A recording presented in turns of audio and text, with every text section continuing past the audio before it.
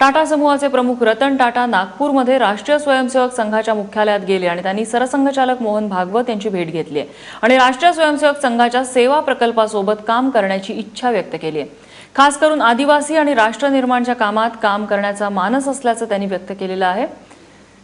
वनवासी कल्याण आश्रम या नावाने संघाचं गेल्या अनेक वर्षांपासून आदिवासी भागात काम सुरू आहे। टाटा सन्सच्या चेअरमन पदावरून सायरस मिस्त्री यांची गच्छंती केल्यापासून टाटा समूह वादाच्या भोवऱ्यात सापडलाय आणि त्यानंतर अचानक रतन टाटा सरसंघ चालकांच्या भेटीला गेल्यामुळे आता उलटसुलट चर्चांना उधाण आलंय।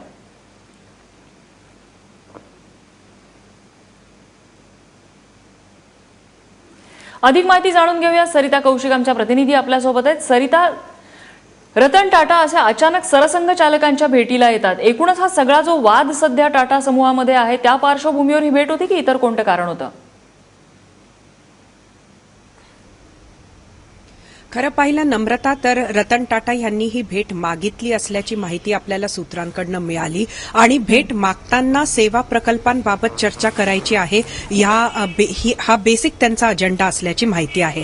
मात्र याबद्दल जरी चर्चा झाली असली आणि रतन टाटा यांनी जरी इच्छा दाखवली असेल की कॉर्पोरेट सोशल रिस्पॉन्सिबिलिटी च्या अंतर्गत टाटा जे अनेक सेवा प्रकल्प राबवतात त्यामध्ये संघाशी कुठेतरी जोडल्या जावं ही इच्छा जरी त्यांनी जाहीर केली असली तरी ही सुद्धा आपल्या सूत्रांकडून माहिती मिळालेली आहे की तिथं संपूर्ण टाटा समूहाबाबत सायरस मिस्त्री प्रकरणाला घेऊन जे काही वेगवेगळ्या बातम्या आतापर्यंत येत आहेत त्यामधली स्वतःची भूमिका काय आहे किंवा त्यांच्या दृष्टीनं जे काही सत्य आहे ते ठेवण्याचा प्रयत्न सुद्धा त्यांनी तिथं केला।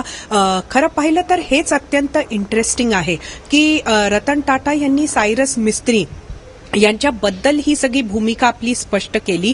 महत्वाचं हे की नरेंद्र मोदी यांना सुद्धा ते याआधी भेटले आहेत हे सर्व घडल्यानंतर, त्यामुळे कुठंतरी टाटा समूहाचं जी काही इमेज आहे त्याला घेऊन ह्या संपूर्ण प्रकरणामध्ये रोज ज्या काही बातम्या बाहेर येतात त्यामुळे कुठंतरी धक्का लागतो आहे आणि त्यातून आपली भूमिका ही महत्वाच्या लोकांना किंवा ज्याला पॉवरफुल लॉबी असं म्हटलं जातं अशा लॉबी ऑफ पॉवरमधली आपली इमेज किंवा आपली भूमिका काय आहे हे स्पष्ट करण्याच्याच हेतूने ते आले आहेत असं म्हणता येतं। नम्रता, सरिता, यापूर्वी टाटा समूहामधल्या कोणत्याही एका उच्चपदस्थ व्यक्तीने अशा प्रकारे भेटी घेतल्याचं यापूर्वी झालेलं नव्हतं, मात्र अचानक अशी आता भेट झालेली दिसते आत्ताच जी रतन टाटांनी सरसंघ चालकांची भेट घेतली आणि त्या पार्श्वभूमीवरती आता एकूणच उद्योग वर्तुळात साहजिकच भुवया उंचावलेल्या असणार आहेत।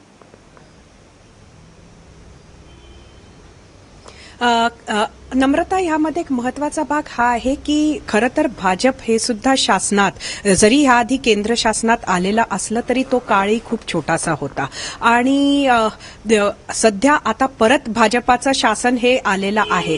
अशा पार्श्वभूमीवर आपल्याला माहिती आहे की जे कोण महत्वाची मंडळी असतात त्यांना उद्योग जगत हे त्यांच्याकडे दुर्लक्ष करून हे चालत नाही आणि ह्या पार्श्वभूमीवर आपल्याला माहिती आहे की संघाचा रोल काय राहिलेला आहे।